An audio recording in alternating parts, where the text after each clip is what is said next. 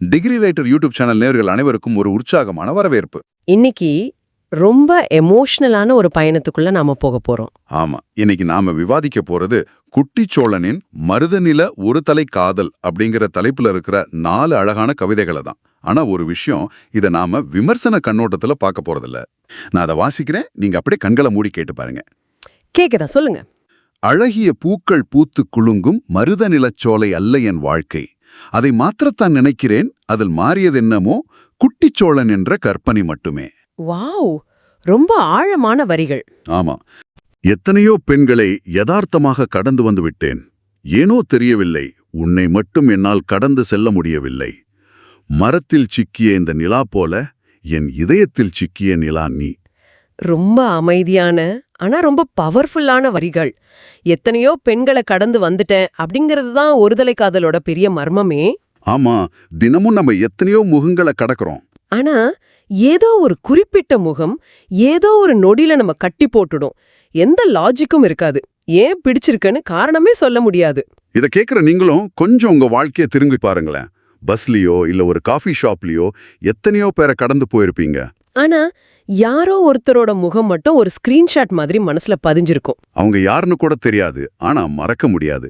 அதைத்தான் கவிஞர் உன்னை மட்டும் என்னால் கடந்து செல்ல முடியவில்லைன்னு சொல்றாரு. அடுத்த கவிதை கேட்கும் போதே கொஞ்சம் புல்லரிக்குது. என்ன பொறுப்பு கொடுக்கறான்னு கேட்கலாம். என் சீதை அவள், குட்டிச்சோழனாகிய என் அழகிய குட்டி தேவதை அவள், என் மருதநில பூஞ்சோலையில் உலாவரும் நிலா அவள், சீதையின் பேத்தி அவள், என் அன்பு காதலி, என் ராசாத்தி, என் மருதநில குட்டி இளவரசி. இங்க கவிஞரோட மனநிலை நான் முன்னாடியே சொன்ன அந்த லிமிரன்ஸ் நிலைக்குள்ள உச்சக்கட்டத்தை அடைஞ்சிருச்சு. இத்தனை கற்பனைகளுக்கு அப்புறம் இந்த பயணம் எங்க போய் முடிய போகுது? ஒரு மாய உலகத்துல வாழ்ந்துகிட்டு இருக்கானே, இதோட முடிவுதான் என்ன? அடுத்த கவிதை அந்த முடிவை ரொம்ப வலியோடும் அழகாவும் சொல்லுது. வாசிங்க. அழகிய நாவற்பழத்திற்கு பூத்த வெள்ளைப்பூ நான், என் குட்டி சீதை தலையில் காதல் பூச்சூட காத்திருக்கிறேன் காத்திருக்கிறேன் காத்திருக்கிறேன். இதை படிக்கும்போதே மனசு ஒரு மாதிரி கனமாகுது. ஆமா, ஆனா என்ன இங்க ரொம்ப பாதிச்சது அந்த வார்த்தைகள் தான். காத்திருக்கிறேன் காத்திருக்கிறேன் காத்திருக்கிறேன் 3 முறை அதை அவர் சொல்றாரு. இத்தனை காலம் காத்திருந்து அவ கிடைக்க மாட்டான்னு தெரிஞ்சும் காத்திருக்கிறது ஒரு வகையான விரக்தின்னு தோணுது எனக்கு. டிகிரி ரைட்டர் யூடியூப் சேனல் வியர்களே, உங்களுக்காகத்தான் இந்த ஸ்பெஷலான டீப் டைவ். இந்த குட்டிச்சோழனின் உலகமும் அவனோட அந்த மென்மையான கற்பனை காதலும் உங்க இதயத்தை லேசா தொட்டிருந்தா, உங்களுக்குள்ள இருக்கிற ஏதோ ஒரு பழைய நினைவை இது தட்டி எழுப்பியிருந்தா, மறக்காம இந்த வீடியோவை லைக் பண்ணுங்க.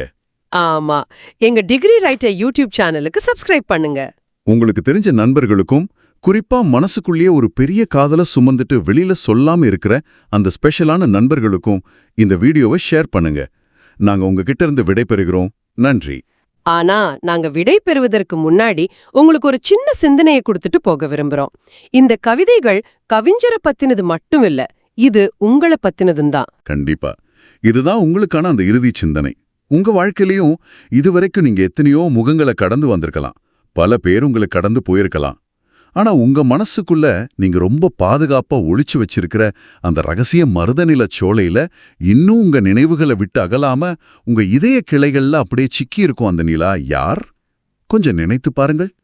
மீண்டும் அடுத்த டீப் டைவ்ல சந்திப்போம்.